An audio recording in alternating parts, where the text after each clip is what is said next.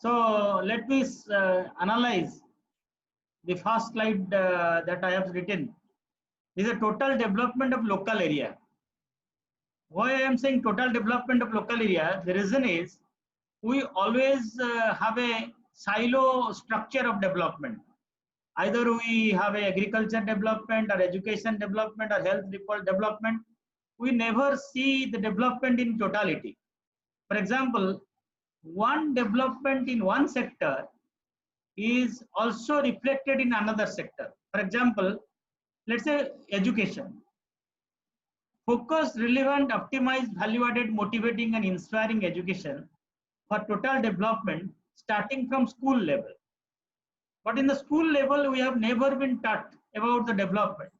Generally, at the school level, we only read history, that through the history of Europe and America.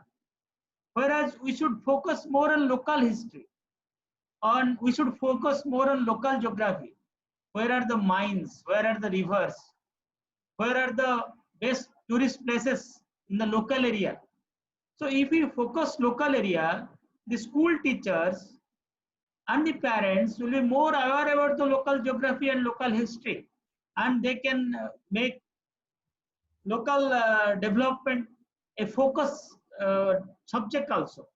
Similarly, in rural areas, particularly in villages, the infrastructure is very rare, and whatever infrastructure we made, that is not of good quality. So it has been suggested that the infrastructure in rural areas should be a common infrastructure, and it should be built in the best quality, so that there should be workplace, workspace, and all types of modern services available through ICT at the local level. That I call broadband square. It should not be a small shop. It should be a full-placed tourist destination.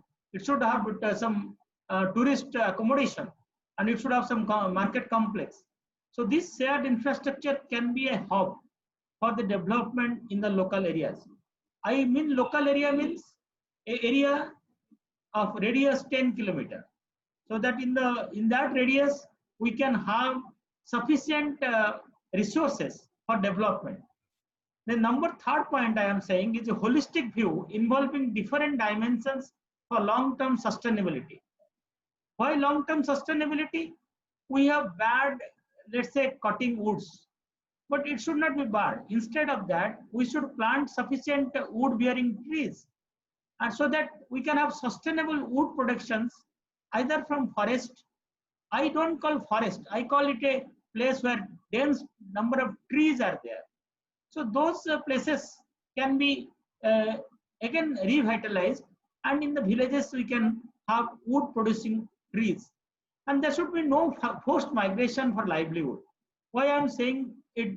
Because the villages are not designed in such a way that it can accommodate more people, whereas in the city we have designed in such a way that it can accommodate maximum number of people. Then why not our villages? So we should design our villages in such a way that there should not be any migration from the villages. My objective is let the people stay in their ancestral houses. Let the house becomes bigger and bigger. Let the family becomes bigger and bigger. Let it be a structured joint family. Similarly, the next point is distributed network management and administrative structure. A decentralized responsibility sharing and decision making at local level. When there is a war, the army who is standing on the front, they decide when to fire and when not to fire. It is not the captain who is sitting in a air-conditioned chamber. So similarly, in the rural areas, we should give sufficient decision-making power so that the people can take decision at the local level. And the most important is that we have been bombarded with so many negative videos, negative stories, dramas, serials, and cinema, that we never thought of development as a objective. So we should have visualization and simulation of total development in the future with flexible and adaptable mindset and roles of various stakeholders played through stories, drama, serials, and cinema. My sixth point is integration of different sectors to focus on total development of the ecosystem, and what is the responsibility of each stakeholder of this ecosystem. And the most important point is the dissemination of required knowledge for total development in Indian languages, particularly local languages, among all stakeholders in a collaborative and sharing way. The collaborative and collective action through organizing developmental activities in a festival-like atmosphere. Why I'm saying festival-like atmosphere? Our festivals are like conferences. Our festivals are organized in such a way that we focus on certain key activities, and the buyer-seller meet is organized through our festivals. All buyers, all sellers meet there, and we have all types of cultural program, drama, serials, stories, and those things can also be analyzed from a developmental point of view. And let us say why today even our villages are not developed like the villages of Japan or German or let's say South Korea, because whatever investments that we have done in last 70 years, most of the investments are done in urban areas, particularly metro cities, because we build all types of big institutions only in metro cities. And why we cannot build sufficient quality good institutions in rural areas?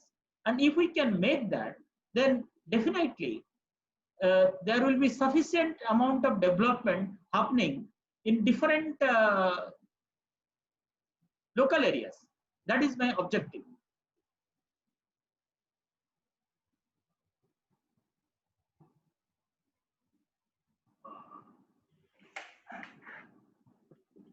So I now I'm ready